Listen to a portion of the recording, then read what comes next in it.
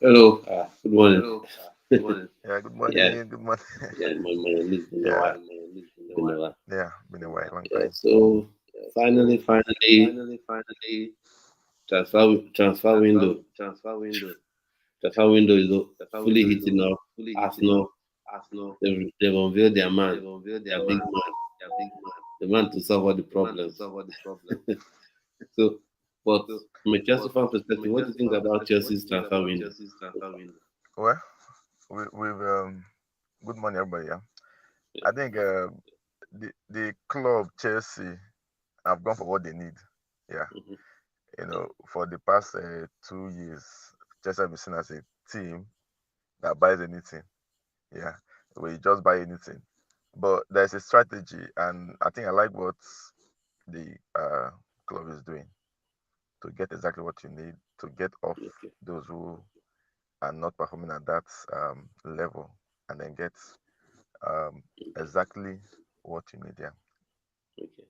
Now, I have a question. I have a question to ask. I think we disagree on this because what I dropped on the WhatsApp group from your response, I have a feeling that we disagree on this. So now, Joao Felix going, leaving Chelsea, and he's obviously joined our NASA now. So the medical everything will soon be official.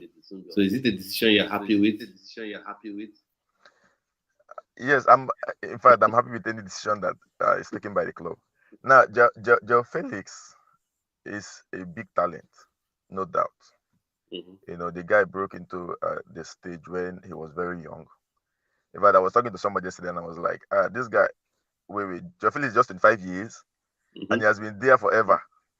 So, Joao Felix is a good player, but I think he doesn't fit in because if you're going to be a Chelsea player, like this work rate you have to show, and it doesn't show that. It's a very big talent, but it doesn't show that work rate. And therefore, and if you don't work, obviously you can't be playing in Chelsea, and that is too bad for him. Okay. The way I look at it is like this because I get that work rate and I think the main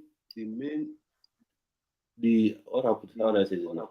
I think the issue is that first move he made to Atletico Madrid. That was the move that sort of tainted him about work Yeah. rate because and I don't think his agent did right by him because when you look at how he plays and how Atletico Madrid how they play is just polar opposites because Atletico Madrid are all about defensive, being pragmatic, and then Yeah. hit you on the break. And Diego Simeone is more or less an institution in that club. They're not going to sack him until he chooses Yes. to retire or resign. Maybe if Argentina clubs okay become our international coach, Understand. Yeah. then he leaves. That's the only way Atletico Madrid would leave him. So I think that thing has branded him. But when he's been at Chelsea, if you remember the first time when he joined Chelsea on loan, he got a red card, Yeah. and that red card wasn't for dissent; I remember. it was for a poorly timed tackle. So he has, for Correct. me, he Yeah. has some level of work rate. And then even this time around, he didn't play that much. And for me, I felt like Maresca, and this will lead to another thing that we have to talk about. Maresca lost Palmer. Of course, Palmer is everybody's favorite. He's Chelsea's most important player, Mm. no doubt, 100%. You know, but if you remember the Star Wolves boy. game at Stamford Bridge, if you remember the Wolves game at Stamford Bridge, Palmer was hopping on one foot, and the Wolves players were kicking him right, left, and center. But Maresca refused to change him. He refused to take him off or bring Nkunku on or bring Joao Felix on. Now, I don't think so. The point I make is that I don't think Maresca gave him opportunities to play that much. So going to Xavi Simons, who's another person Yeah. that Chelsea is interested in, and he's a 10 as well. So do you think he will have any chance or probably play out wide or something?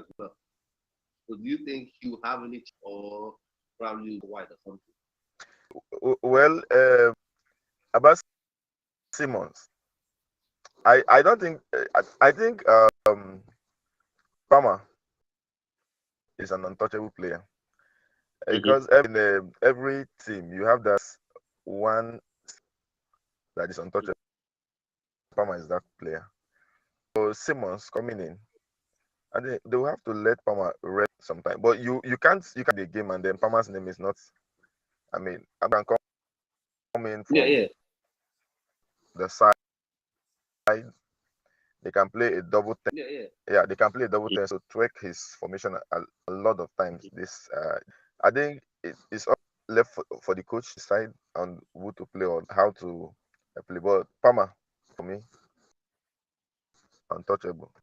Yeah. For me, I Whoever agree comes in. that Palmer is the main guy. I agree, Palmer is the main guy for sure, 100%. I'm not saying he should be benched No, or anything like that that. is second For me, fiddle. I agree that Palmer. Yeah, he's the main guy. Yeah. Yeah, He's, I the- agree. Palmer is the main guy. he's the Yeah, I'm not saying he should be benched or anything like that. What I'm okay. saying is, You for hear me, just like you said, me? I'm not saying he Yeah. should be benched or Yeah. anything like that. What I'm Okay. saying is, for me, just like you said, Look, okay, let me go on. See, Palmer can't be bench, right? let me go on. Okay. See. Mhm. Go on. Go on. All right. So for me, I don't think Palmer. I'm saying Palmer should be benched, but even when Chelsea had Eden Hazard, right? You see some moments where Chelsea are winning maybe 3-0, and then 65 minutes Yeah. played, 70 minutes played. I feel Xavi should come on. But why I raise this is because Maresca he's had the opportunities last season and he hasn't sub Palmer. And the thing I want to just give him an out to say he didn't trust Nkunku, he didn't trust To take him off. um Joao Felix. So let's see if Xavi Simons will be a bit different. Now, the one person I want to talk about, no, this is not Chelsea Okay. player Chelsea news. Okay. Can Unfortunately, you? Charles is not here, but No. About. Gyökeres, you know, So, do you think he has gone to wear big number? Of course, you have to be brave to wear that number 14. And to be Yeah. fair, you've had people like get here wear 14. He's going to carry big number on his back. So, do you think his record in the Portuguese league says a lot? He scored lots of goals. So, do you think he'll be able to help Arsenal win the league this season? I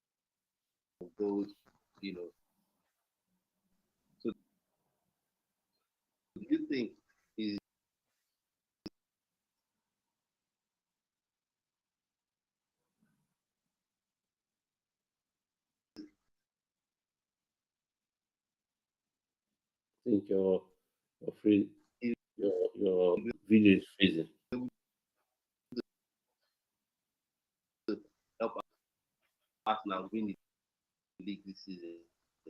I friend was there, Charles. Charles would have started with their winning league this year. Like this, we are lesser teams, and I'm just wondering. I don't have things against him. I want him to succeed,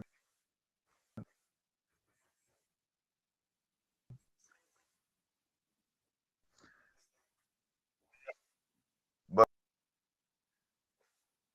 Your but video is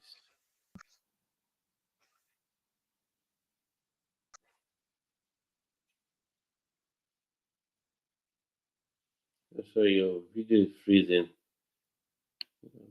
Back on. So sorry if his video is freezing. When it's back on, I'll add him back to the chat. So for me, if you're watching the stream, what do you think about Victor Gyokeres? Do you think he's able to give Arsenal the win and like help Arsenal win, the Premier League this season? Because I think this is, you know, his title of boss for Arsenal this season. He has a record, and I wanted Victor Gyokeres at Chelsea.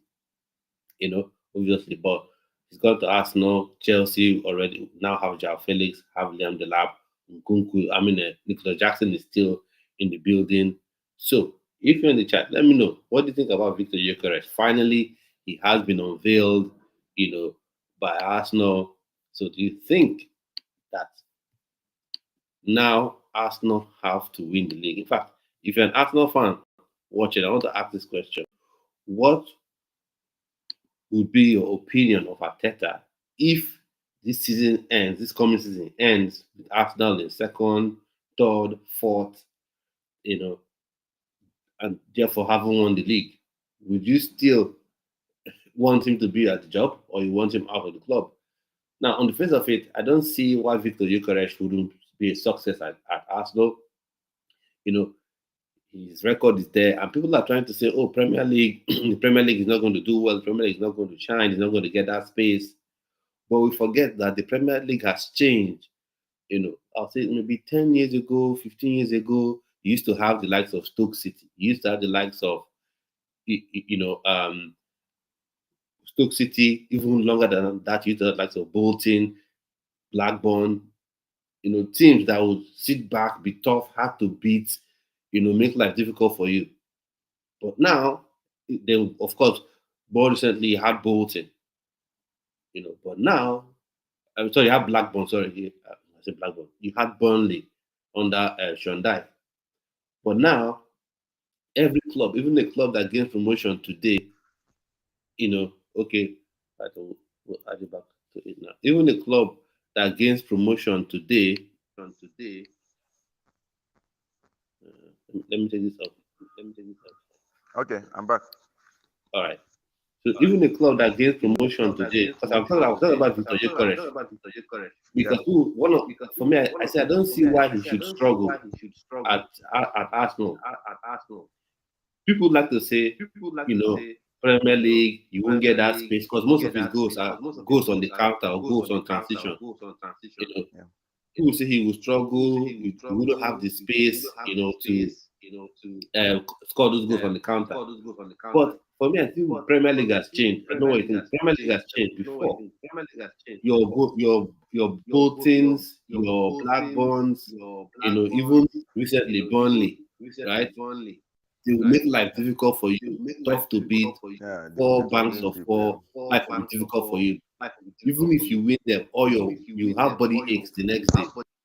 But now everybody plays highlight. Even the team that just got promoted yesterday, like your Leeds United, your Sunderland, they'll still come out, play high line, because that's how the world sees football be played. I think because of that, Bucharest will still shine.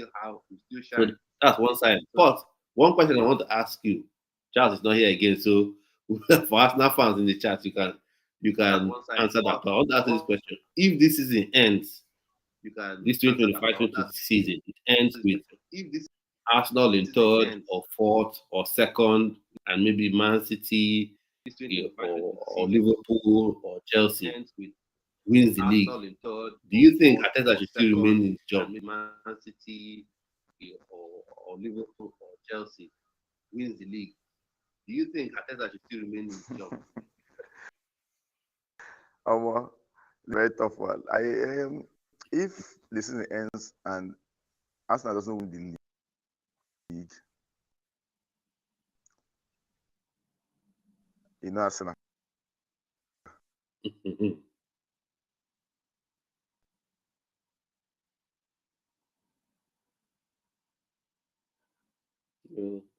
Frozen again.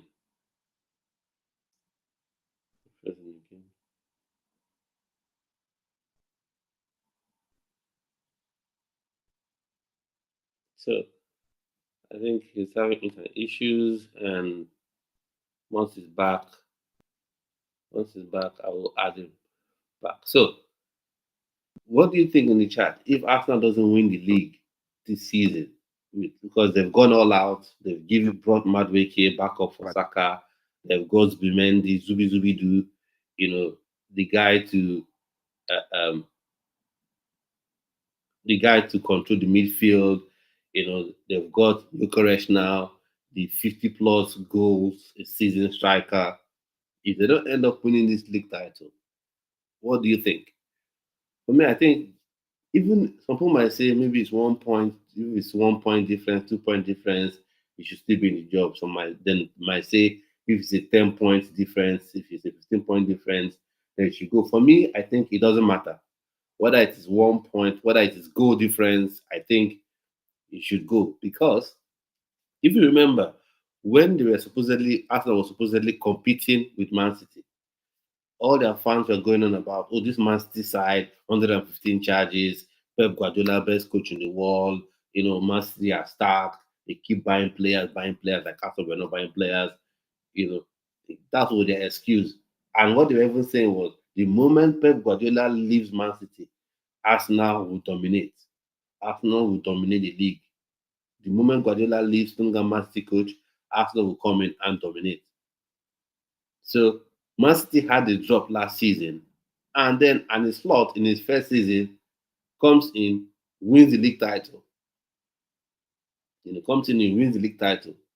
So I think that if going into this 2025-26 season, Arsenal doesn't win the league title, then I think no excuses. Because at some point you can only lead the club so far. Because sometimes you see a club, you know, in the championship, they will have a coach, the coach will help them qualify for the Premier League. But in the Premier League, you see that coach struggle, or it may help them be survive, finish in 16th, finish 15th the next season, finish 14th the next season, back to 15th, not really making any much progress. Not, but just being a steady Premier League club. And then it be for the club to say, okay, we have to move on from you. Probably we need a different voice in the dressing room. Thank you for keeping the club in the Premier League, but we don't think you can take us that much farther. And so I think the same thing should apply to Arteta. If Arsenal, come the end of this season, doesn't win the league, don't win the league, you have maybe and the slot ends up winning the league again, or Pep Guardiola comes back and wins the league, or Enzo Maresca wins the league, then I think Arteta should go. In my opinion, I'm not an Arsenal fan. Arsenal fans, I would like to get your thoughts on that bit. Would you want him to still remain at the club, or you would want him, to go? Because and I know the excuse is already there. Liverpool have already created an excuse for Arsenal. They'll say, "Oh, do you see what Liverpool did in transfer window? They went there, they got you get Ketike and €5 million man. They went there, they got what's his face, Florian Wirtz, the most creative player in the German league. They went in there and got Frimpong. They went in there and got Kekes, one of the best left backs in the league. So, but also for Arsenal, don't forget this project is 6-7 years in, and when a club backs a coach up to the point where they begin to let players go because of you, then the pressure becomes even that much higher. At least that's what I think it should be. And then, of course, you have Madueke. You sign Madueke as a backup, who was more or less a starter for Chelsea. Now you sign him as a backup, so that means the quality in your squad is that much deeper. So if Arsenal doesn't win the league this season, I think no more excuses. It should go. That's my opinion. Because for while I would say Liverpool are the favourites to win the league, Arsenal also have done a lot of spending. They signed one of Europe's best striker, and Arteta has been at Arsenal for a longer time. Has had time to implement his philosophy at Arsenal. Has had time, all the time in the world to, ingrain how he wants to play. He's got the players he wants. He has his midfield stacked right now. So I don't see any excuse for Arteta. But I'd like to know what your thoughts, opinions are in that regard. Now, and then Chelsea now, Joao Felix has been sold to, more or less sold to Al Nassr. Now, I want to know your thoughts and opinions for Chelsea fans out there. A lot of people are saying it's a flop. A lot of people are saying they're happy to see him go. For me, I'm happy to see him go, but not for the reasons that a lot of people would think. I don't think he has been a flop, particularly in my own opinion, because um, he hasn't played. He hasn't really played. The one game he really played was the game he paired up with Palmer in the midfield, and you had Cucurella overlapping. And I think he did very well. I think he did very well, in my opinion. But it's just that, for whatever reason, Enzo Maresca doesn't like him, doesn't rate him, you know. however you want to put it, and he hasn't got to play. And for me, that is something that we must talk about because right now we're ignoring it. Chelsea fans are ignoring it. But this Xavi Simons that we want, his position is his main favored position is that 10. He's not a winger. So so exclusive Al Nassr agreed deal to sign Joao Felix from Chelsea. Here we go. Player authorized to fly for medical and join Al Nassr. Initial transfer fee worth 30 million euros plus add-ons and heavy sell-on clause to meet Chelsea 50 million euros valuation in future. Paperwork being prepared. Now, for me, Joao Felix is just a victim of early move. As he moved early as an 18 or 19-year-old to Atletico Madrid, went to the wrong club, in my opinion. Not because Atletico Madrid is a bad club. No, they're a big club, they're a prestigious club. They're the only club that have been able to break the duopoly of Real Madrid and Barcelona in La Liga. They're the only club that have been able to do it. So for me, that's how I see it. But good he's gone because there's no point having someone. There's no point having someone that is not going to play. Okay, so I'll bring your own person. There's no point having someone that is not going to play, on the pitch. Now, Andy, as you come on for me, I want us to talk about Liverpool. Liverpool and the business they've done. It's freezing again. It's freezing again. So, but let's talk about Liverpool. Let's talk about Liverpool and the business they've done. Apparently, they're still going in for, Isak, which for me, I think is a waste of is it's a waste of time. It's too much. It's a useless sign, in my opinion. Not to say he's not a good player. Not to say Isak is not a world class. In fact, he's very, very close to being a world class player. He is one of the Premier League's best striker. But it is a useless signing at this point. Because I feel if Liverpool wanted to sign him, they shouldn't have signed Ekitike. They should have maybe signed a winger, knowing that they wanted to sell Luis Diaz. They would have signed a left winger instead, maybe Ademola Lookman, or whichever winger they wanted to sign. They would have signed a winger and then gone all out to sign what's face to sign Isak. Now a lot of people say, you get Ketike, he's a versatile attacker, he plays out on the wide, or he can play out wide. But just like I say with Xavi Simons, he is not a winger. He is a striker that can find himself in those positions due to his movement. And that's what makes him unique. So if you now say we are going to play him as a winger, then you're going to struggle. If you're going to play him, as a winger, then you're going to struggle, in my opinion, because he's not going to give you width. He's not going to give you crosses into the box. And then you'll be taken away, from his core ability, which is linking up with the midfield and scoring goals. So you'll be taking that away from him because you want to have Isak. Because you want to have Isak. But apparently it's like Liverpool are keen on getting Isak. So they're keen on getting Isak. And that's it. So Liverpool are prepared to go big for Alexander Isak after Luis Diaz sale done. Isak keen on the move and not even in talks with Saudi clubs, only Liverpool. Up to Newcastle now with LFC waiting but ready to enter with record proposal. That means probably they're going to hit 120. They're going to break their own transfer record. The transfer record they set this season, Liverpool are looking to break it because it was 116 million pounds that they signed vets for. So that means they're willing to break their transfer. They're willing to break their own transfer record that they set this season.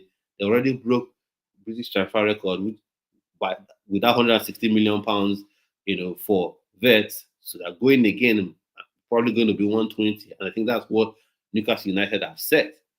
Now, for me, if I'm Isak, I wouldn't go to Liverpool. because you're not going to be the central guy anymore. But anyway, that's left up to the player. Let's see what happens. So Lemon's opinions on this move. And then for me, I want to say this: Liverpool, now you are the favorites. You are the main people. You have the target on your back.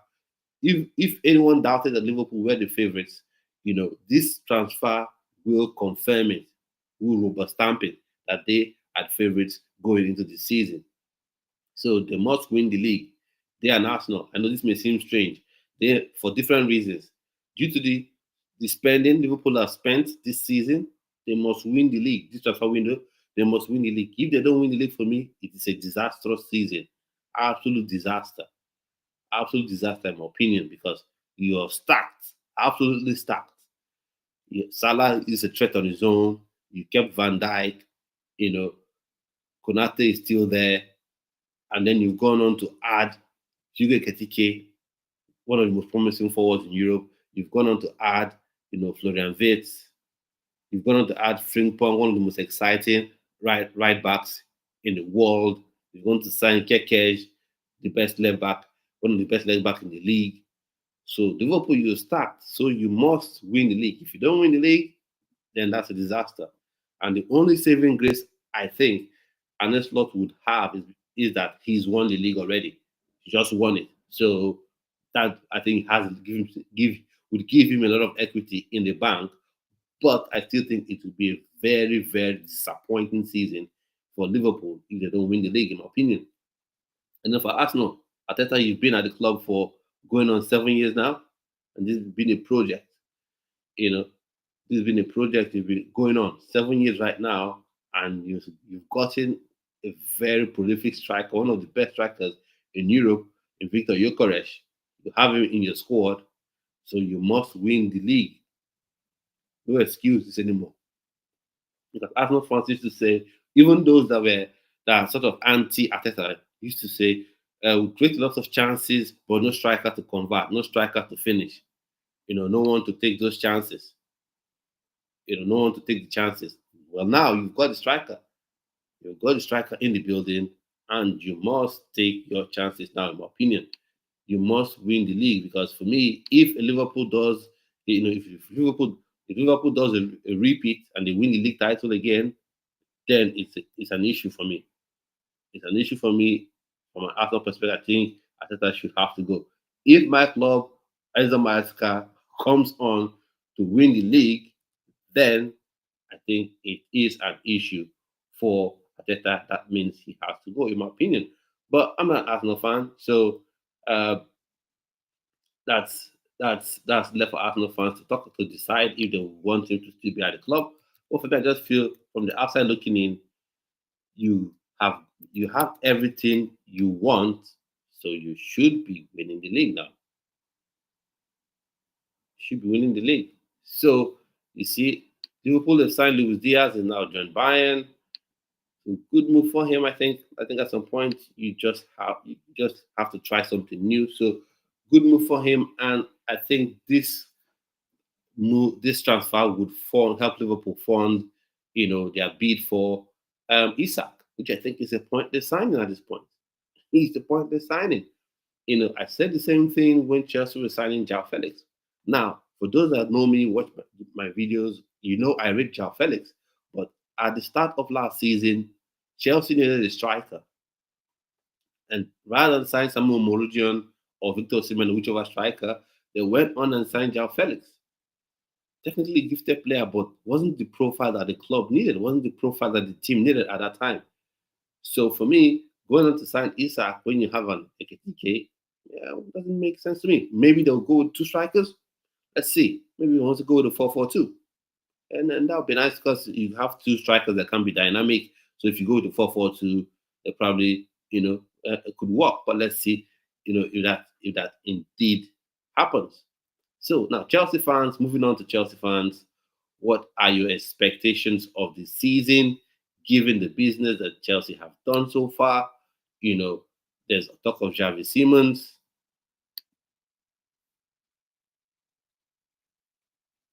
Okay, so that's Spirit of LFC fans, how you go? Blessings and greetings. Assalamu alaikum. How are you? I trust this message finds you well. Your engagement is appreciated on YouTube. To the respected football fans, you're so intelligent. You know, okay, Lord. Yeah, well, thank you so much. Thank you so much, Spirit of Liverpool fans. Thank you so much. Thank you so much for those nice words. Thank you so much. So, I think Luis Diaz now, um, Luis Diaz, he's gone. New challenge. Let's see how that happens. Let's see if Liverpool indeed use those funds to sign Isak, and how indeed Arne Slot would use those two players who are very similar. How he would use them. Now, going on to Chelsea fans, what are your expectations going into the season? Now you've got your Joao Pedro. Just like Arsenal fans, Chelsea fans, we were saying this as well. You know, we create so many chances, no striker to convert. Nicholas Jackson has been, missing a lot of chances. Now we've got a striker. Not just one, we've got two strikers. You know, we can deal with this now because we've got not one, but two strikers. You've got Liam Delap, you've got Joao Pedro. And Joao Pedro has experience in the Premier League, in the Club World Cup. He showed good understanding with, he showed good understanding with Cole Palmer to win the Club World Cup. Now, so what should be your expectations going into the season? Is it a title challenge? Is it finishing top four, establishing the club back as a top four club? Probably finish third, finish second.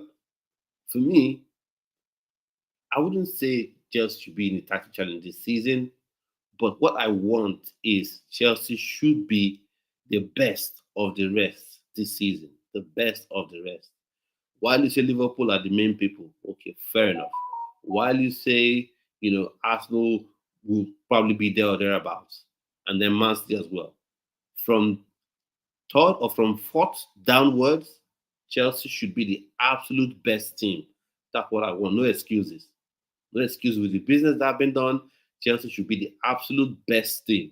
You have a winning record against every other team, apart from your Liverpool, your Arsenal, your Man City. Every other team, from your Spurs, from your Manchester United, Bournemouth, whichever club, Chelsea should have a winning record against those teams. Because right now the business that have been done, you've signed Gittins, that's left wing solved. Although for me, I feel like there's no backup there except Pedro Pedro Neto gets to play there, but even Pedro Neto playing there, that means you have only one option on the right, which is Xavi Willian. And Xavi Simons, my people, Chelsea fans, is not a striker. He's not a striker. I'm sorry, he's not a winger. He is a 10. He's a 10. He's got pace, yes. That pace makes him special in that 10 role. It makes him special so he can glide away, from central midfielders. He can glide away and make life difficult for centre backs. But he's not a winger. So when people say, he is a Binogitis competition, for me, I just feel like it's just wrong.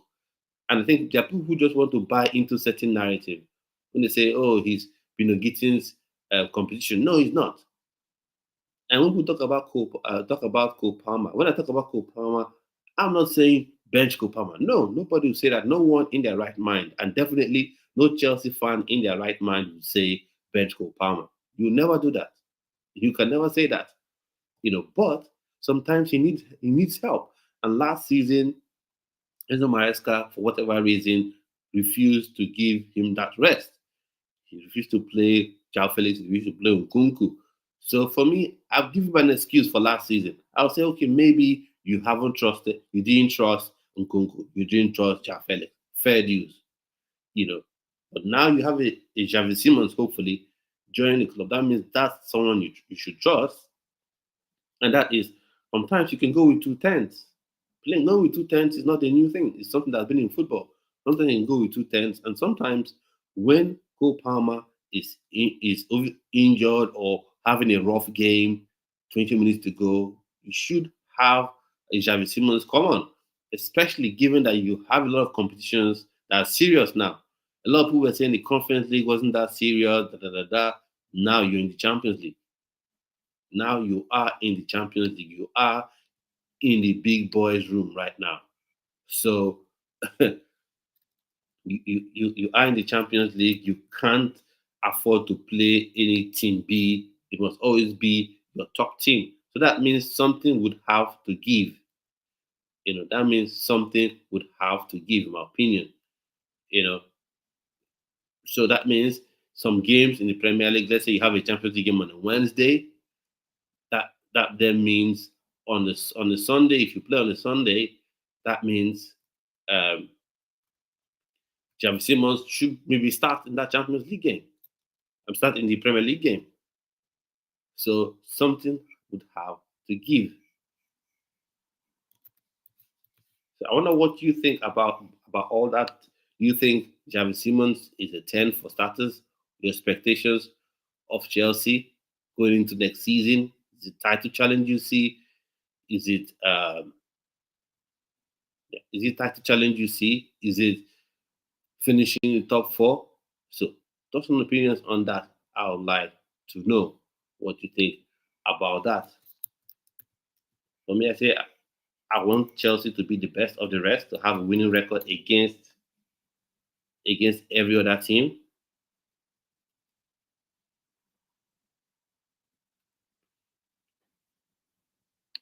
And let me even ask, do you see this? I'll come to your comment, spirit of Liverpool fans. I'll come to your comment. But let's read this. So I think this is for 26, so that's from last weekend. Understand Chelsea and RB Leipzig are now in advanced talks for Xavi Simons. Negotiations club to club progressing well, still work to do, but heading in positive direction. Xavi keen on Chelsea project with personal terms also advanced. So first off, do you think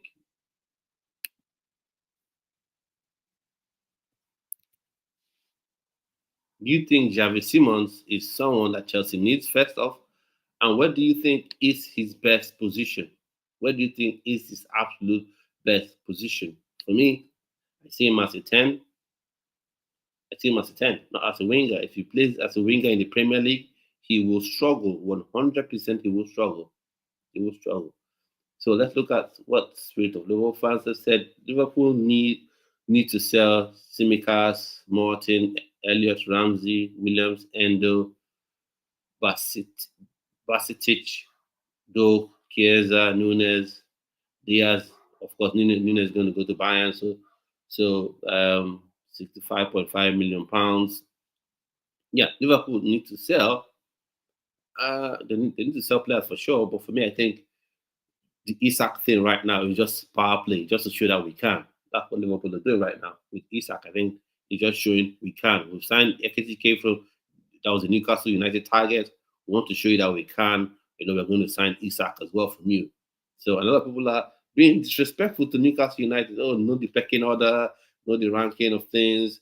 No club should be expected to just hand over their player to you. That's not the true spirit of competition.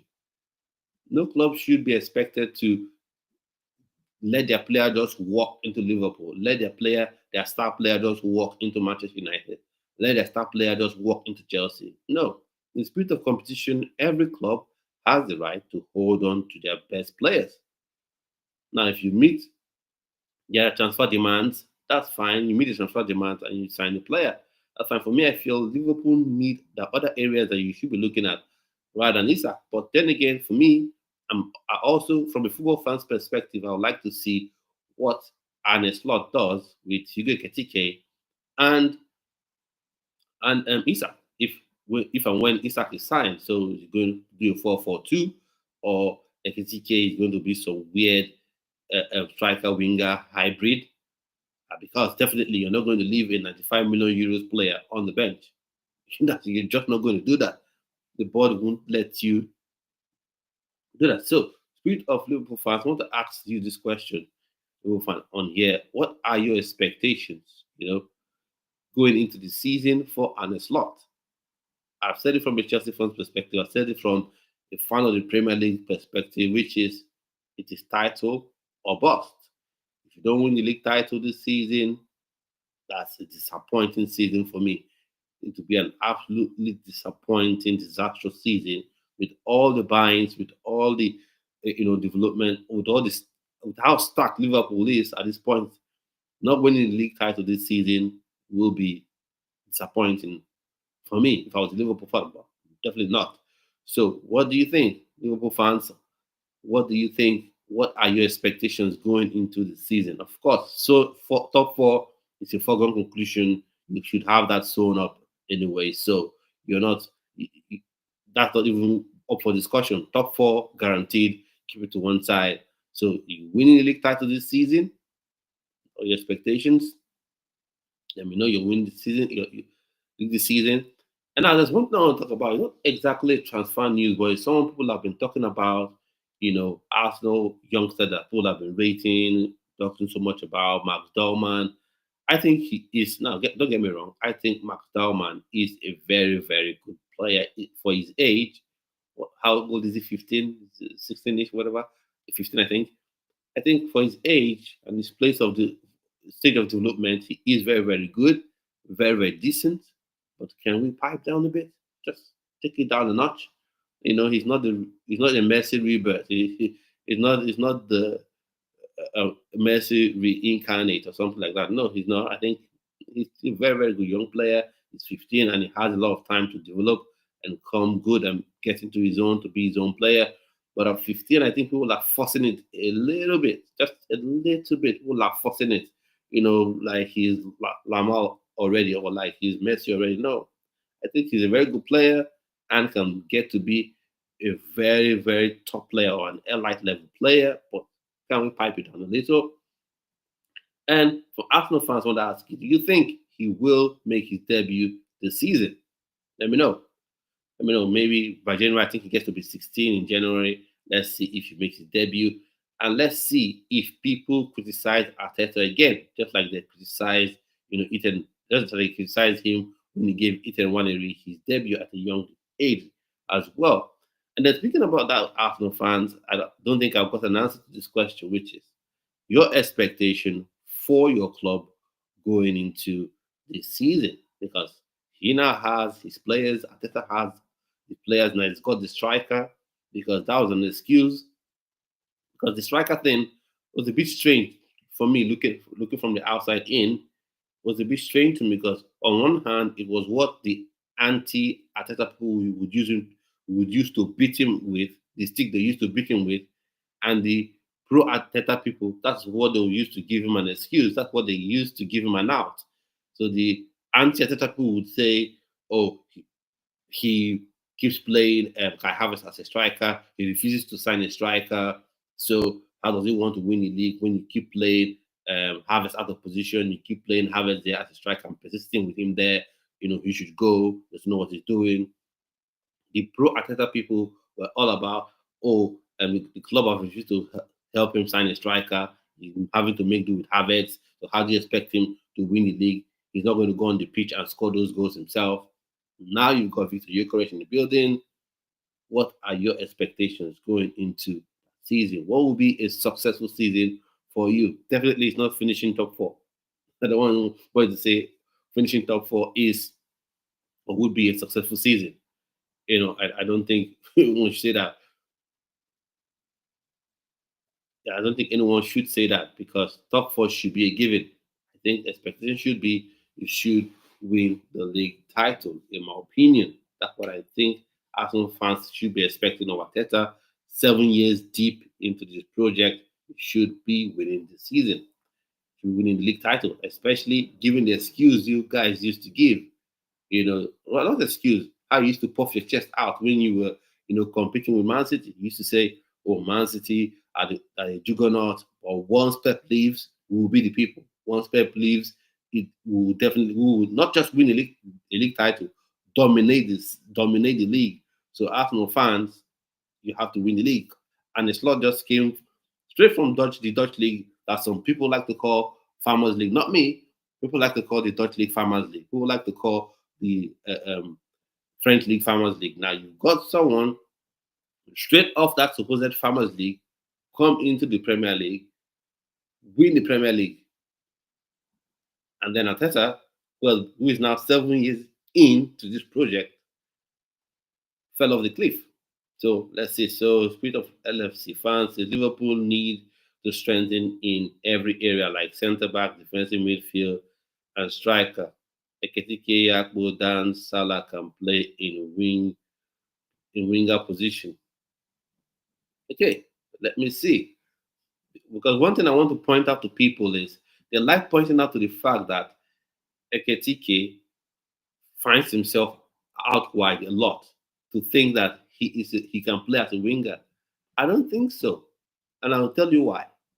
I'll give you an example. One of Arsenal's legends, one of Premier League's legends, in Thierry Henry, you know, he used to come off that left a lot. Get the ball, runs up to the left, glide past 2, 3 players, cutting. That did not make him a winger. That did not make him a winger. So I think Eketike is not on the level, no doubt, but I think he's a bit similar in that regard, that he will be dynamic in his movements, and his movements sometimes will bring him central towards goal. His movements sometimes will push him, out wide, but not like he's a winger, if you get what I mean. To get the ball, link up with his fullback and winger, and then do that sort of movement. But not to say your responsibility as a winger, you have to be there. I mean, just like, when you had Didier Drogba for Chelsea, sometimes you drop into midfield, get the ball off a striker. You have other strikers like that will drop into midfield, get the ball. That didn't necessarily make them midfielders, in my opinion, because you drop in there, you get the ball, you link up with your midfield, and then you move on. That movement didn't make you a midfielder, and I for certain wouldn't have wanted to see, Thierry Henry, Didier Drogba in it as a midfielder. And we had Essien as well. Michael Essien, the Bison, powerful runner, strong player, so dynamic sometimes. You find himself a right back, a centre back, to slot. And then in a couple of games, Jose Mourinho would play him as a centre back. Now, and those games, people who have revisionist sort of memory to say he was a good centre back when he played there. No, he wasn't. It was just someone who was willing to work for the team, willing to run through walls for the manager. But he wasn't a very good centre back. He wasn't a very good right back as well. He was just there doing a job for the team, sacrificing his role for the team, sacrificing where he would love to play for a manager that he respected. So I think if Liverpool decide that they sign Isak, fair play, most likely they're going to sign in the way things are, because he wants to go to Liverpool. Those are the reports. And from the way Eddie Howe is sounding, he's sounding almost defeated. He's like, he can never say never. When a coach begins to sound that way, that means the player is definitely heading out. So probably Liverpool are going to fork out or cough up maybe 120 million pounds, to get the signature. But then you have Ekitike playing out wide. I think that would be a bit strange for me, in my opinion. I would have rather you have these players play, in the midfield, as rather you focus on the midfield, focus on other areas on the pitch. But there you have it. There you have it. So let's see how that all shakes out. And then Manchester United, so funny. Manchester United fans, are losing their minds again. They won the first preseason game, was a 3-1. And now a lot of them are going on about the attendance in the stadium, in the MetLife Stadium, 82,000 something, and fans fill the stadium. And they say, oh, we've got more attendance than the Club World Cup final. You're talking about that for a preseason game, a game that really doesn't mean that much. So I want to ask this question. Manchester United fans, you've got Cunha, you've got Mbuemo. So happy so far with your transfer work? Where do you see your team finishing? You're happy with Ruben Amorim. Do you think he will still be in the job come this time next season? Some people are saying probably he'll be one of the first managers sacked. Let's see if that indeed happens. And same Manchester United as well is interested or are interested in Oli Watkins. Now, some people are saying, "Oh, Oli Watkins is a drop down." No, it's not a drop down. I think he's a very good striker. He's a very good striker. He's powerful, he's spacey, he's clinical. And one thing that people like to throw around a lot or have been throwing around a lot is, Premier League proven striker, Premier League proven, Premier League proven. And although I have my issues with that concept of Premier League proven, but nonetheless, it's something people throw out there when they want a player. They say Premier League proven, and he is Premier League proven as well. So I think he would be a good fit for Manchester United. People say, "Oh, when he loses his pace," who says he's going to lose his pace? We had Jamie Vardy maintain his pace well into his 30s, still outpacing fullbacks and wingers, and doing the job. So I think Oli Watkins is someone that, can have a nice 4-year contract and be very good for Manchester United. Thing is, Manchester United fans, they kind of think they're still where they used to be. No, you have to accept where you are right now, which is lower down the ranks, and you can't attract the sort of players you were attracting before. And again, the money, every club has money. So those days are gone when Manchester United could just, cherry pick. Oh, we take this best player from this club, we take this player from this club. And every club had to sell to them. And no club was competing with them in terms of any money stakes. Now you have clubs who are willing to not only match your offer and get that player off you, you have clubs who have so much money that they're not under any pressure to sell their best players to you anymore. So Manchester United fans, I think the expectations for this season should be a bit, if you get Conference League, that should be fair for you. Get Conference League football, build yourself up again. Because right now, I think there are about 4 or 5 clubs that are better than Manchester United. I know the window is still open, still young. You still have up to, we're not even in August yet. You still have up to 1st of September, I think, 12 a.m., 1st of September. That's when the window would shut. So, but I think, of course, Liverpool are ahead of Manchester United. Of course, Arsenal, Man City are ahead of Manchester United. And I think my club as well, Chelsea, are ahead of Manchester United. Spurs as well, where they are. They're still Spurs nonetheless, but I think they're still ahead of Manchester United. Nottingham Forest are still ahead of Manchester United and Crystal Palace as well, given the fact that the experienced coach they have and the sort of subtle spending they've been making, I think that's ahead of Manchester United. But that could change if Iberi Eze leaves that team and they don't replace him, because that will be 2 years back to back where you've lost out your top player, Olise, and now Iberi Eze. So I think that will affect Crystal Palace greatly, but I still think they're ahead of Manchester United. So, let's see the kind of business they will do. I don't know how Manchester United decided that they wouldn't go for Viktor Osimhen. I wanted Viktor Osimhen as a striker that Chelsea should have signed, but they've got Joao Pedro, they've got Liam Delap, refused to sign Osimhen, wage structure, whatever. So that was the striker I was thinking Manchester United should have gone for, because he's got everything. He's got pace, he's got aggression, he's got goals, he's got leadership. And if you want to play on the transition, he can also be your guy as well, because he's got that pace to run from deep with his speed and his power. So that was a bit odd. I just think this is something where the football fraternity have said, Viktor Osimhen, we are just not going to sign you. So that's it. And I think that's all for me. Manchester United missed a trick. If not getting Viktor Osimhen, that's just wild to me. And now Oli Watkins, I think, wouldn't be the worst buy in the world. I think he can be fairly decent for you guys. He's got that pace, which is a requirement for Ruben Amorim, and he is indeed a better player than Højlund. Maybe Rasmus Højlund needs a player like Oli Watkins ahead of him, so he can develop slowly, gradually behind him, adapt to the league. Because the Premier League is a league that can eat you up alive. That can eat you up alive. Especially for a young player. And with Victor Osimhen, I know a lot of people want to say, "Oh, we don't want to overpay." The question is, who did you overpay for? You signed Højlund for 75 million euros when he had just 8 goals. Let that sink in for a bit. Embrace that knowledge.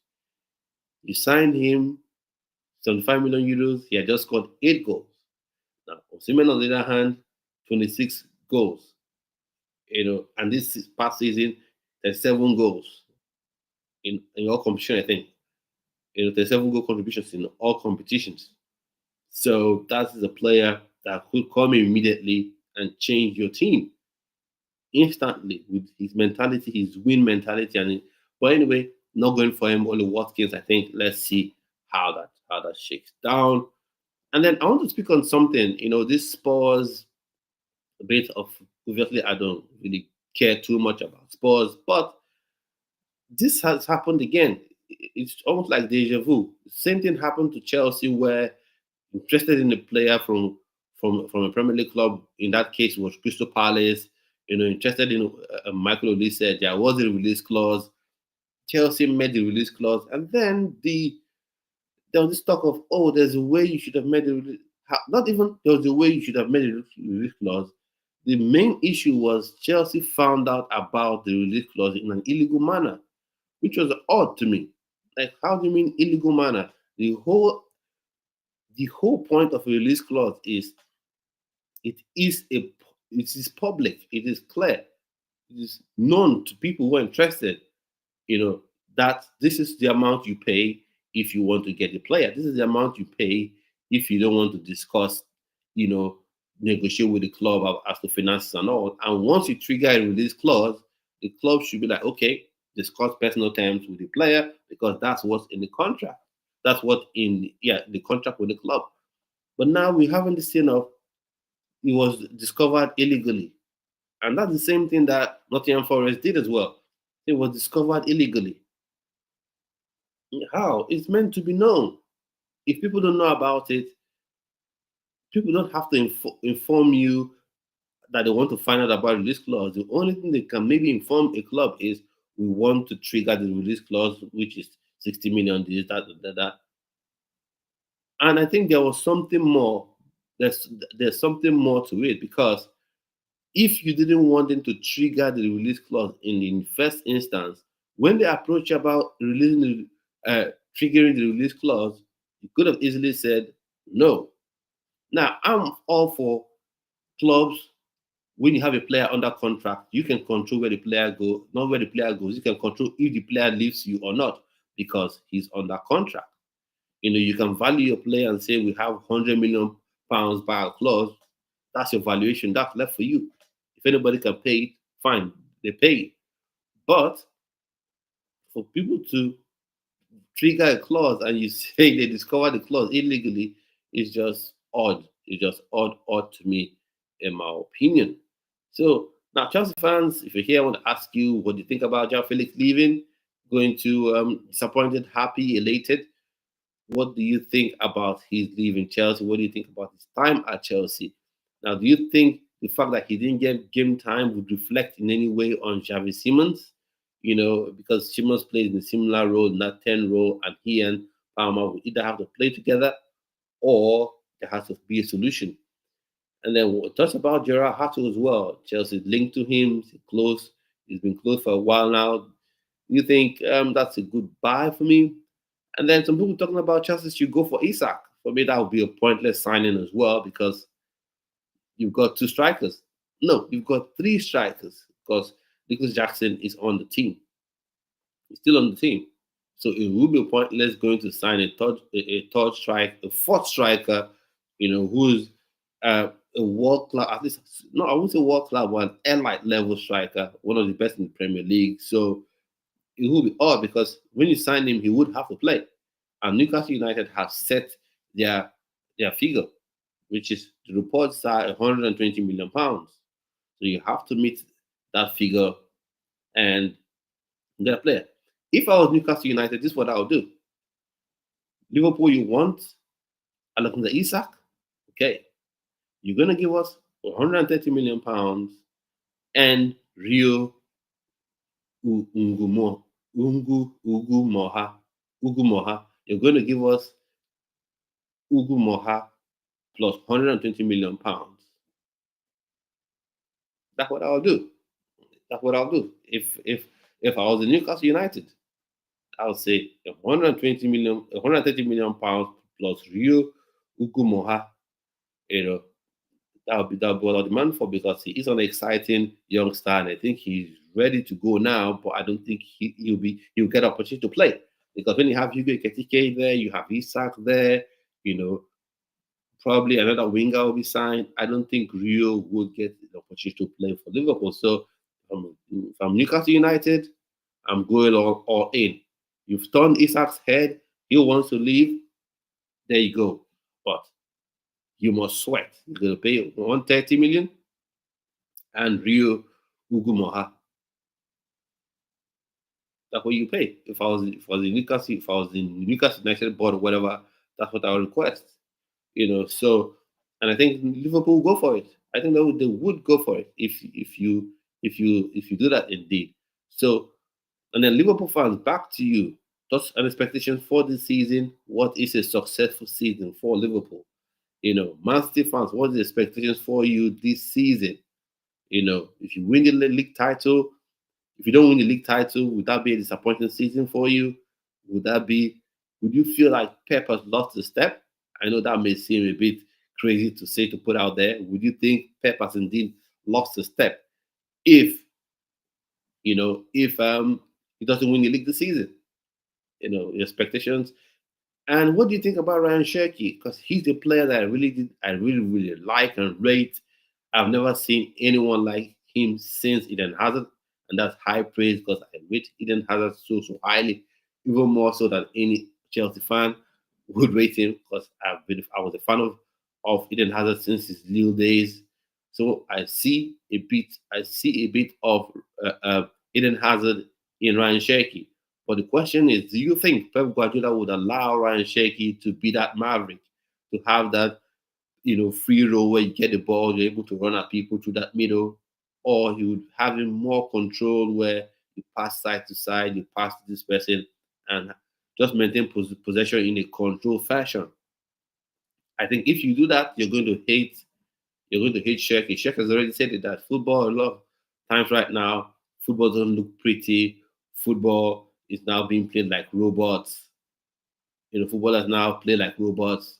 So Sheikh, that goes to tell you that he's an artist with the ball. He wants to glide past players. He wants to do those tricky passes while being effective nonetheless. So do you think he is going to, mesh well with Pep Guardiola's philosophy? Do you think Guardiola would depart from it? And then expectations for Man City going into the season. For me, it has to be winning the league title. That has to be the expectation. I know I've said this about some clubs. I said about Liverpool. Your expectations, your benchmark for success this season should be winning the league title. No ifs, ands, or maybes. Then as well, for Arsenal, your expectation going into this 2025-2026 season has to be winning the league. There's no argument. There should be no excuse about that. You've got your Zubi do. I hope no one says, "Where are you?" Because he's there. He's the one that's meant to be the midfield general to control the midfield. Probably he will be the one to unlock Declan Rice further. So and then of course you've got the big man. You've got Gyokeres. Everyone was going like this all through that crazy video that was done by AFTV. I'm like, what is going on here? But you've got Gyokeres in the building. He has his track record. He scored all the goals he scored, for Sporting Lisbon. Now you have him, one of the best strikers in the world, best strikers in Europe. Now you have him. Any more excuses if you don't win the league title this season? I don't think so because you've doubled up on your right wing. You added Madueke to Isak, and unlike other Chelsea fans, I'm not happy he's gone because he brought a lot to the team. So for me, you have Saka, you have Madueke on that right wing. For me, I think Arsenal should have gone for Ademola Lookman on the left, but I don't know whatever they're doing. Everyone wants to sign Rodrigo, and for me right now, I feel like Rodrigo is the Pochettino of wingers. You remember how everyone wanted Pochettino. for every job vacancy. Each time a Premier League manager got sacked, Pochettino, Mauricio Pochettino. Manchester United looking for a coach, Pochettino. Chelsea looking for a coach, Pochettino. Each time any club needed a coach, Mauricio Pochettino's name was mentioned. And then he came to Chelsea, and we all saw how it ended. We saw things like Disasi, one of the slowest centre backs in the world I've ever seen, playing at right back to come up against wingers. That was crazy to me. So I hope Rodrigo's not like, because everyone seems to want Rodrigo. Oh, Chelsea fans, oh, give me Rodrigo. Manchester United fans, oh, Rodrigo. Arsenal fans, Rodrigo. So for me, I think right now, while he's a very good player, but I think the hype is becoming really, really crazy for Rodrigo. Right now, people are almost acting like Rodrigo can turn water into wine. And I don't think that's going to happen, because let's see. I just want the club to sign him. So maybe I'm proven wrong, I'm proven right. I know he's a good player, but I just think the hype around Rodrigo is becoming really mad, in my opinion. And then Manchester City, there's a kid you signed. Is he really going to play, or is he going to go out on loan? Because you have Cherky in that middle, and I don't see how Cherky doesn't play. So Manchester City last season signed Echeverry. So the Argentine wonder kid, the next best thing after Messi, the biggest young talent since Messi. So, but it's like he's going to go on loan. We need to talk about it, because if this was Chelsea, everyone will be losing their mind. So how did this player go on loan? Is he going to go on loan, or is he going to play? So that's a question for people to answer. And then Ignori, Manchester City fans, how do you feel about Ignori? He looks like a very attack-minded fullback, but he looks like someone who is going to. No, he has been that way for Wolves. Someone who is going to be very defensively, who is going to be very susceptible defensively. So that is something I want to know, Man City fans. What do you think about Ignori? In fact, with all the business you've done, you've got Nori, you've got Cherky, you've got Omama Mush, the Maxman, you've got him in addition to Ellen Haaland already there. I know you've lost De Bruyne, he's gone to Napoli. So what do you think with all this transfer business you've done? League title? Yeah. But Chelsea, I've said mine. Chelsea this season have to be the best of the rest of the season. Maybe you struggle against Arsenal. Maybe you struggle against Man City. Maybe you struggle, against Liverpool. But everyone else, you give them a thorough smashing, a thorough trashing. That's what I want to see going into next season. That will be the sign of progress to me, being the best of the rest. Being the truly fourth best team in the league. As you trash every team from fourth below, have a winning record against all those teams. That's my thoughts on that one. And for me, I'll give my thoughts on Jorrel Hato. Jorrel Hato, for me, I think he will be a good buy, because we have a lot of Chelsea fans, including myself, have been talking about, backup for Cucurella. And for whatever reason, Chelsea, up to this point, haven't signed, a fullback, haven't signed a backup for Cucurella. But now with all this news, with all this reports, with all the talk about signing Gerard Hato, so this is 9 hours ago. So Paris Romano, understand Chelsea and Ajax will be again in direct contact from the start of the week for Gerard Hato deal. Hato has been clear with Ajax. He only wants Chelsea. The contract is ready, up to the club. Talks well on the way. So those opinions on Jorrel Hato. For me, I'll start, like people would say, they put something and say, I will start. So I will start with this. I think Jorrel Hato is a very, very good young player. And I think he will do well being the backup for Cucurella. And in games, because you have lots of games this season, and in games where Cucurella needs to rest, he should be able to come up and play as well. I think he can do a job as centre back, but I don't think centre back is his favored role. I think he can do a job. It's okay that I'm sure you could see a player could do a job there. If you go three at the back, like an actual three at the back, he can do a job there. But I don't see him as an outright centre back, in my opinion. The only sort of um, sting, sort of sting in my hand that I have about this deal is Ishe Samuel Smith. I feel should have had an opportunity, but that's in football. That's football. Sometimes you don't get what you want. So Samuel Smith, I think um, clubs are looking to sign him, looking to go out on loan or something, but he's definitely leaving the club either on loan or permanently. So he's gone. And Jorrel Hato, I think, is some player I've liked for some time. I think he can come in and be that guy with Cucurella. Because when you have Cucurella as the number one guy, then that's fine. And I have to say this: I know there's a video out there where I said signing Jorrel Hato will be a mistake, but people, as usual, ignore the context. They ignore the context completely. That's what people do, and the context is simple. If we hadn't signed a striker, if Chelsea had not signed a striker, signing Hato for me would have been a mistake. In fact, signing anybody would have been a mistake because under Pochettino, we had issues of no striker competition for Jackson. We need a striker in the building. Last season, the same issues, no striker in the building. We need competition for Jackson. We can't go far into we can't really compete for a league title or anything like that with Jackson. Going to Champions League, you need a striker. So we ended up signing a striker, not even one, two strikers. So you have Liam Delap, you've got Joao Pedro. So for me, mm, you now have that striker. Then you can now look at other roles. And one other role I felt Chelsea should have done more, to fill is the goalkeeping position. For whatever reason, people keep saying Sanchez, Sanchez, Sanchez, the rich Sanchez, the coaching staff and whatever, the board, Rich Sanchez.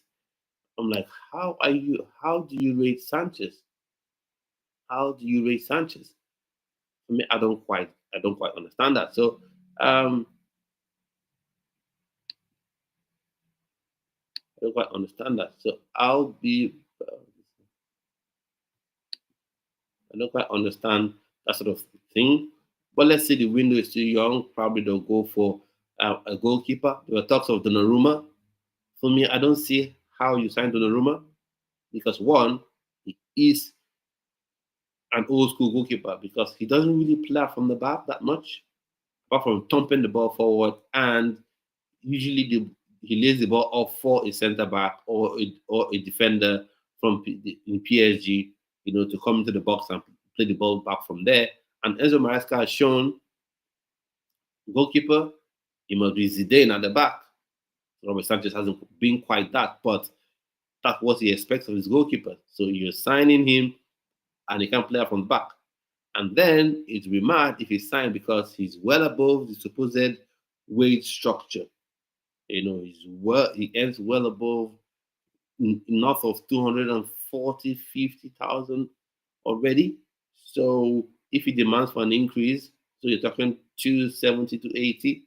If he demands what he's earning at the minute, he's still above the wage structure. So because for me, I'm tired about arguing sign players and offer them what they deserve. I'm tired. I'm exhausted from that.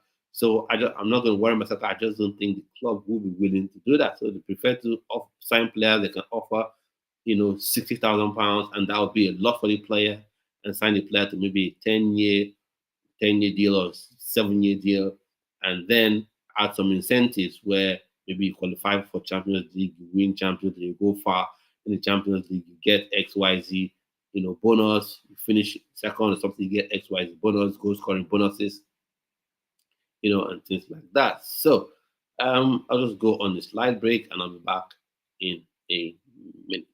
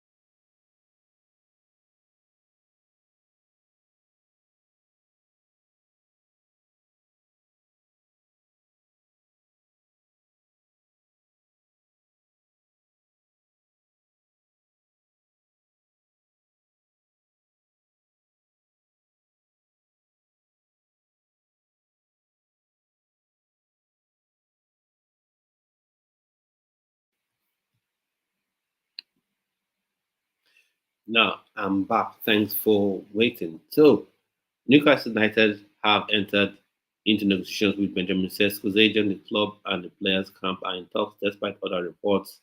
There is, according to our information, no fundamental verbal agreement. However, the Magpies are seriously pushing. Now, one thing Newcastle United, for one, I feel like Newcastle United have been railroaded this season so far.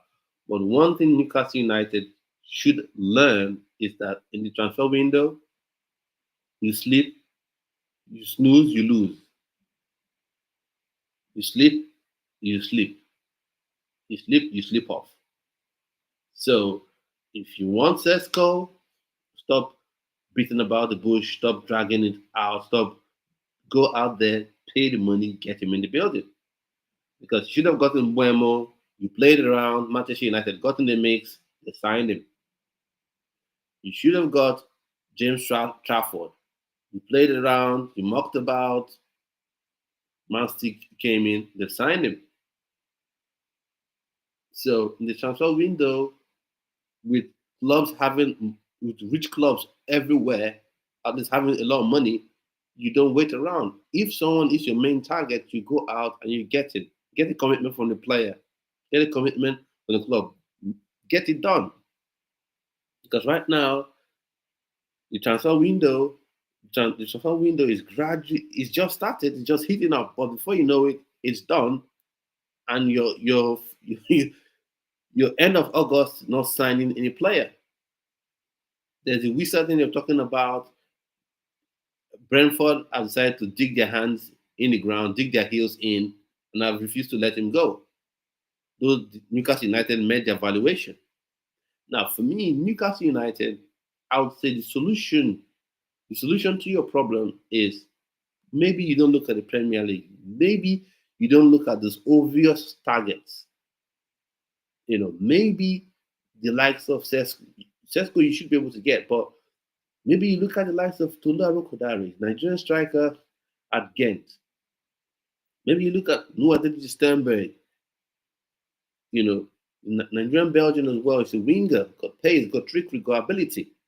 Maybe you look at those markets for the players you need, because the kind of players that you want to go for are players that you have lots of clubs interested in, and you have to act fast.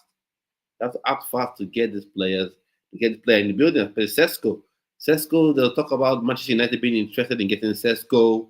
So, and a desperate Manchester United is a dangerous Manchester United in the transfer window, because they could come in and quadruple the player's salary, and that's it. Because we forget sometimes as football fans that this is a job for these players. This is how they feed their family. This is how they pay their mortgage. This is how they live their lifestyle and all that. So whilst you're waiting, some other club can come, double up their salary offer, and then that's it. And then they're gone. So if you want to get Sesko, get the business done, you should have learned from your experiences in this window. Now, that's one thing where clearly Capital, Blue Code, the Chelsea ownership board, whatever you want to say about them, and I have been critical about them in various aspects. But one thing they do is the deals get sealed up really quickly. Although they always have, a moment they keep out there for engagement, which is just crazy to me. That's the theory I have, because some deals could be done quicker, and then you see it dragging on to a month plus, and then it's done deadline day. Sometimes it doesn't get done. But for the most part, the deals at Chelsea get done early, whether you agree with the players are signing or not. It gets done early. Now, a lot of people who are making excuses, there's some streams I watch, some YouTube content creators I watch as well. They were giving excuses. Oh, the transfer window just started. It's barely open. Initially, it was this is just a full transfer window set up for the Club World Cup teams. So don't worry yourself. That window has come by. It's closed now. We smack into the actual transfer window, and your club is still dragging along. And they will say, oh, the first week of preseason is just fitness. What that means is when you sign that player will be 1 week behind on his fitness. And then when the other teammates get into tactics and all that, he then becomes a week behind on those tactics. And what that means is that player is unable to make his debut when he should be making his debut. So, Sesko, Newcastle United fans, how are you feeling? Manchester United fans, do you think you have a chance? Because people have been saying, oh, Manchester United should go in for, Sesko. And then you have Sesko, you have Hoyland. Yeah, he is a unique talent. I think 6'5". He's a giant of a player. He's got pace. He can really smash the ball very well. It's an aerial threat. But is he really an Amorim type striker? I don't really think so. He is a good striker, a decent striker, one of the best young strikers. But is he a Ruben Amorim type striker? And Ruben Amorim is in that class of coaches. It's in that class of coaches where their philosophy is they're all about their philosophy. They're all about their style of play. Winning, losing, whatever doesn't matter to them. Is I must play the way I want to play. So if you sign Sesko and he's unable to adapt to that style of Ruben Amorim's play, so are you willing to, cough up millions, maybe cough up 80 to 90 million to get him? Because as the window begins to draw closer to its ending and your club begins to get more desperate, that means you're going to pay more money. That is just simple. Initially, a lot of Manchester United fans were going on about, oh, we don't want to pay that much money for Mbeumo. No, we can't let any club railroad us. No, no, no, no, no. What happened? The more you dragged on, the more desperate you became. You ended up paying £71 million. Now you may say that's the entire package. Is £65 million guaranteed fee, and then add-ons of 6 million, so you get to yeah, add-ons of 6 million thereabout, and then you get to 70 odd million pounds. But still, you got desperate. You sort of put yourself on a super high pedestal. And I tell people, when you say traditional top six clubs, the nature of the Premier League has changed. Teams that get relegated, the last team, as the 20th team, probably gets 150, 180 million pounds when they get relegated. So you can imagine a club who's been 10th or 8th or 11th for 5, 6, 7 seasons and maybe spends maybe 40 million pounds an entire season, you know, or 3 or 4 players. You can imagine how financially stable that club is. So there are no rush, there are no hurry to sell their players to you. They're under no pressure. So sometimes you have to pay what you have to pay early because the more desperate you get, the more you're going to pay. That's it. The more you're going to pay. So Sesko, Newcastle United, Manchester United, where should he go? Now, if I was his advisor, I would say go to Newcastle United because they're in a better shape. And of course, I don't like Manchester United, but that's neither here nor there. So, but Newcastle United are in a better shape than Manchester United. Obviously, they're in the Champions League, and I think they can finish in Champions League spots again if they get their business done right and done quickly because they seem to be missing out on targets. They have more misses than wins so far in this transfer window because right now they lost out on Mbeumo, lost out. Looks like they're going to lose out on Wissa. They've lost out on Trafford to Man City, so they have to start getting players quickly. Now, if you want to get a goalkeeper, there's Noah Tubulu. He is in Frankfurt. He's in Freiburg in the German Bundesliga. A very, very good goalkeeper. But anyways, but player from the back, plays that from the back very well. Very good shot stopper. 6'3". I know right now we'll be looking for 6'5", 6'6" goalkeepers. And let's see how that goes. Now, speaking about goalkeepers, Chelsea fans, this question is for you. What do you make of the club's decision to, send Mike Penders out on loan while keeping Robert Sanchez as the number one for now? What do you feel about that? What do you think about that? For me, that is one thing that infuriates me.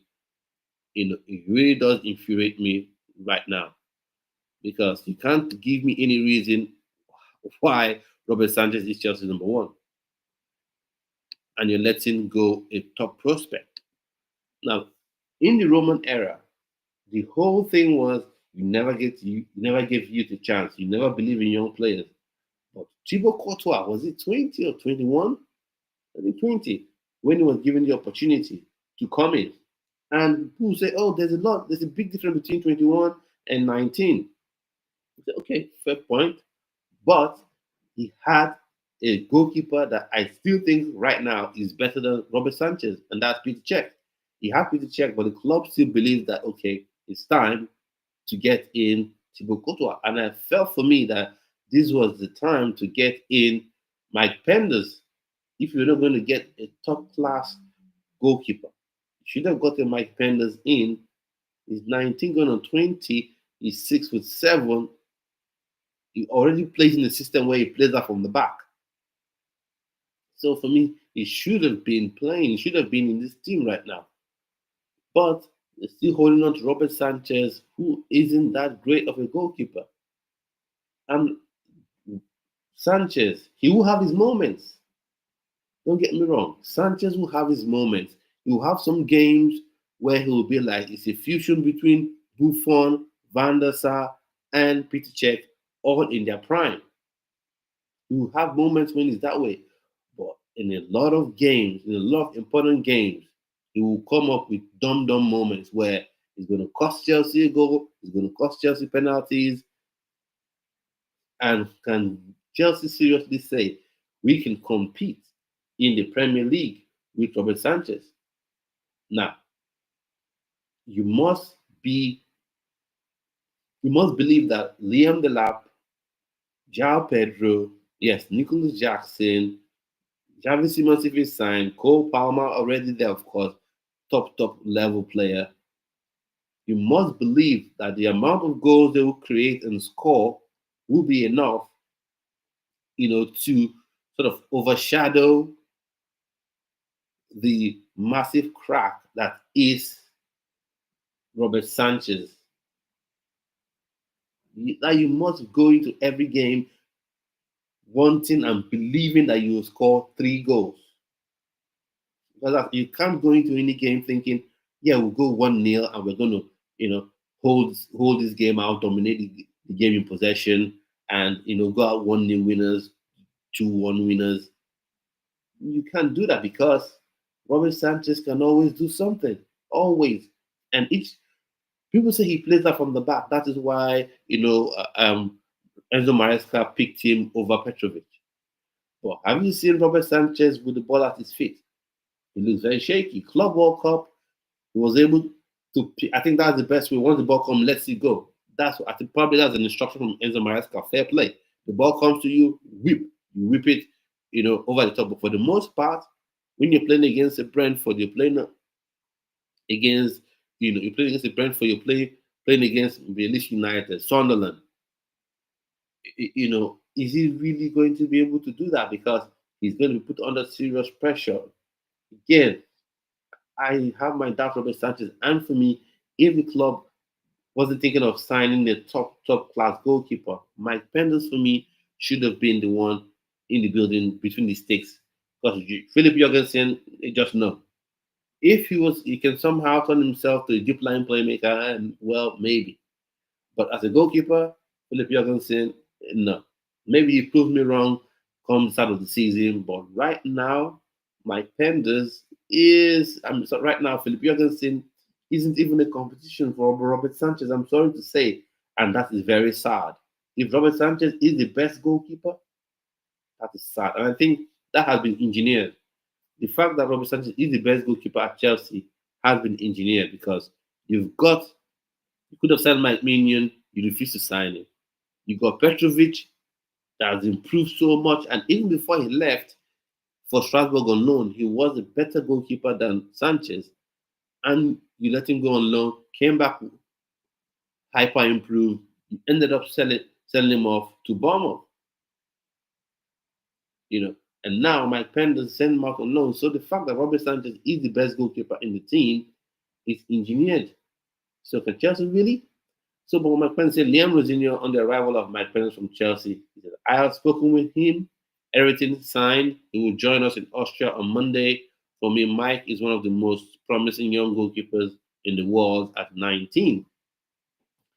I tell you, Liam Rosinho may be one of the luckiest coaches in this world. Don't get me wrong, I think he's doing a very good job for himself. He's putting the hard work, and I like the way he uses his fullbacks. I prefer the way he uses his fullbacks to the way Enzo Maresca uses his fullbacks. Now, I know a lot of people go there and say, "Oh, he said Liam Rosinho is better than Enzo Maresca." No, I didn't say that. I said I prefer the way Liam Rosinho uses his fullbacks. So, but he must be a very lucky manager. Buco, they keep getting signing players and just putting those players, signing players and sending off to him. You got that Pancheli, signed from uh, La Liga, signed from second division in La Liga, who looks like a promising talent as well. You've got Emmanuel Emega, who is now the captain 6-5. And I have a feeling that at some point he could end up at Chelsea, but maybe not for long. Maybe he ends up at Chelsea and then gets sold. But I think he is someone that has massive potential as well. You have Emmanuel Emega, 6-5, got pace, got power, got strength as well. So let's see what happens with that one. But Mike Penders, he should have been the one at Chelsea, in my humble opinion. But that yes, is another one that makes the decisions on this one. So before I bring this to an end, I want to say a massive thank you to everyone who has been on here. You watched the stream, been supporting the channel. Thank you so much. If you subscribe if you're new as well, share the video to people you feel will love this sort of content. And I also want to say this, I want to ask this question. What are your expectations going into the season for your clubs? Let me know in the chat as well.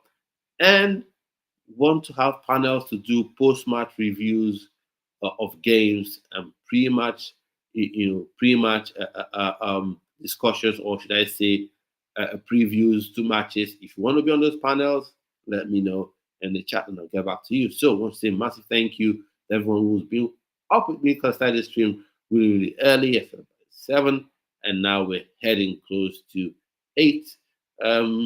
8:40 right now in the minute. So thank you so much for being on the stream with me, and hopefully I'll see you on a